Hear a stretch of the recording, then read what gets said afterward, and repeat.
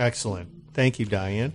Now we have a nice lady that has come in today that is a guest, and I know you wanted to tell the people about her, and then we'll get to know her a little bit more. Yeah, I brought one of our volunteer caregivers with me today. Her name is Elaine Page, and she has a very comforting presence about her. Sometimes when people hear that you're a volunteer or a staff caregiver at Crossroads House, they say, like, I could never do that. Yes.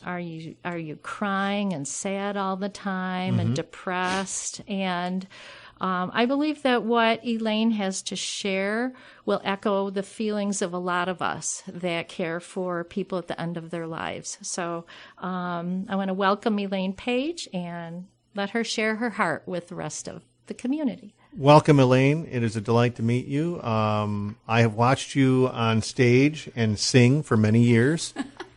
She knows who I'm talking about because you lived over there for a while. Over in the UK? Did you live over there? I never lived in the UK. You know I know who you're talking about. It is see my name, not my face. Right. It's Elaine Page is a very well-known singer and performer over in the UK. Around the same age, too, though. Probably, yeah. She's 72. Yes. 72. Well, Around the same age. You're not supposed to talk about age. I didn't ask her. I'm well with it. I'm doing all right so far. I'd like to welcome you, Elaine, to the studio. It's nice to be here. It's a delight to make your acquaintance. You are a volunteer for the Crossroads House. I want to ask you a few questions about where you're from originally. Okay. Where did you grow up? I grew up on a dairy farm in Pavilion, New Oh, York, just down the road. Yeah.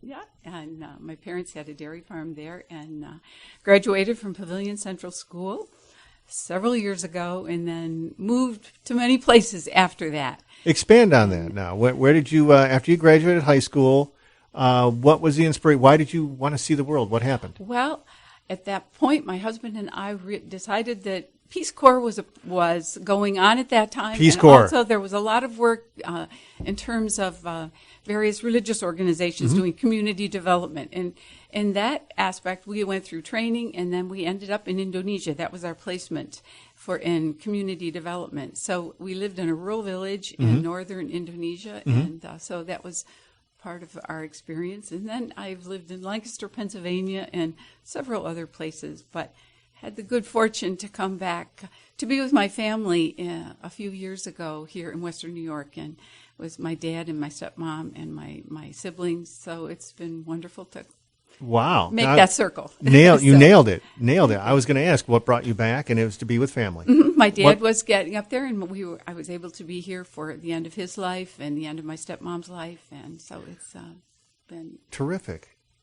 Out of the different places that you've lived, specifically, tell me what you learned.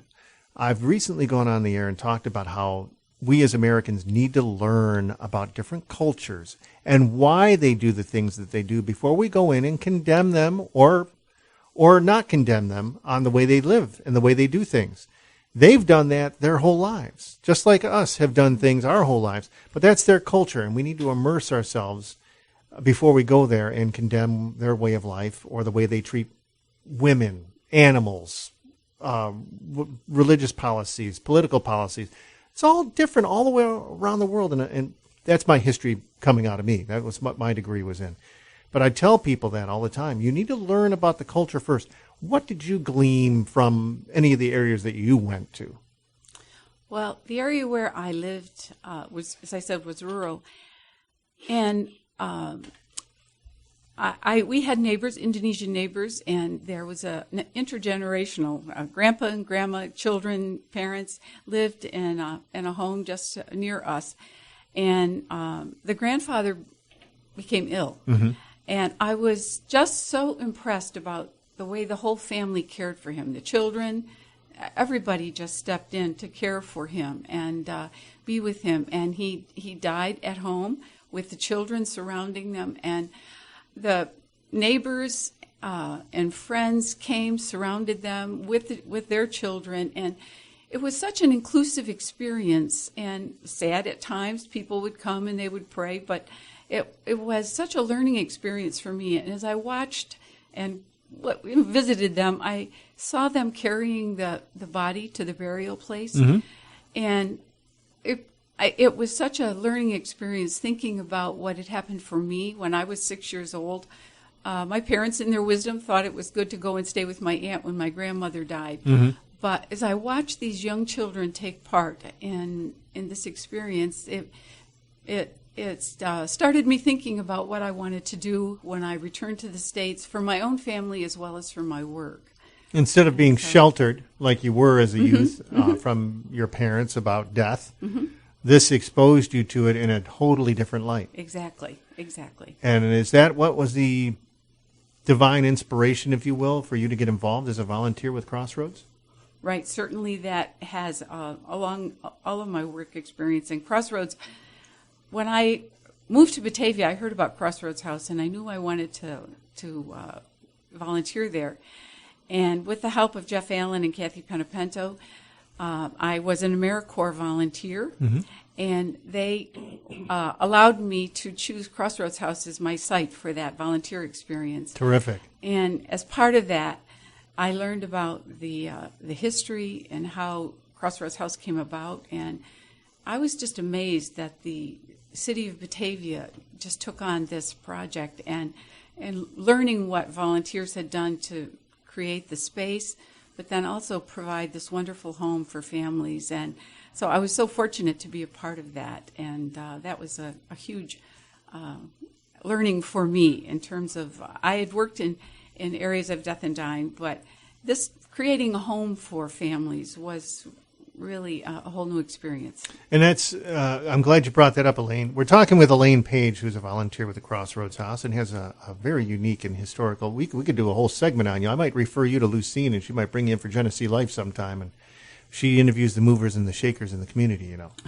So Elaine Page is here with Diane Saya. And what specifically do you do as a volunteer at the Crossroads House, if you don't mind me asking? No. Well, really just caring for and following the protocol that's been set up for how we as volunteers can help care for the residents, and really to create a home. And that's what's so unique, is to create a home for the residents and their family. And we're sort of visitors and caregivers in their home at that point, because it is their home. And whatever they might need in terms of helping with food, making sure that they can live in a home that's comfortable for them. Sure. And so that's whatever that need might be. So you're a jack of all trades then. Whatever they need, you're ready to do. Well, if we can, if it's within my category, yeah. Excellent. Yeah, she's not going out and getting a 50-pound weight set for you folks. She's going to be taking care of maybe some light reading or maybe praying. Cooking. Yeah. If whatever, I think there again, it's whatever they need and whatever they want. Did you take advantage of, there's a new program that started about 2.5 years ago, Diane, wasn't it? The doula program. Yes. Did you take into Right, that? and that a part of the AmeriCorps experience, Kathy was just beginning that program, and I had the opportunity to go through that. So you with did do her, it. Oh, the cool. first program. And the doula, and the way the doula is being incorporated into Crossroads House is just a wonderful aspect, as Kathy evolves that program into new and I think very helpful ways for all families and volunteers too. It's a wonderful gift. You can see the whole, she loves what she does. Yes, she does. She loves talking about it. I do. Elaine, has you had to utilize your doula experience yet? Yes. You have? Yes. And Very how to, oftentimes there's lots of ways to do it. I'm not so much a craft person, but there's 3 aspects to it. But the sitting vigil with people is something that I enjoy doing. I appreciate and learn from it. And also the bereavement aspect, following up sometimes with families afterwards. Right. Is something that I find meaning. And it's always a unique journey, but there's a lot of learning for me as I walk with people. So I'm so grateful for that opportunity. And that is important because you're still learning. I'm still learning so much. Isn't that great? It is. It is. It is, indeed. We've got about a minute or so left. We've been talking with Elaine Page. It's been a delight. Thank you. To make your acquaintance. It's nice to meet you. Thank you. Put a face. Diane, you hit a home run with this one. She's terrific. Well, I think Elaine's love for caring for the dying shines through. And I'd just like to put it out there if anybody would just like to find out more about our volunteer program, there's many, many aspects of it. Call Crossroads House, 343-3892. You can go to our website. There's a volunteer application process. Not everybody cares for our residents. Some people will clean. Some will bake cakes. Some will garden. Jim is, my boy Jim is constant. I always refer to him, but I know other volunteers there as well. But he doesn't interact. He's out there shoveling or sweeping or organizing.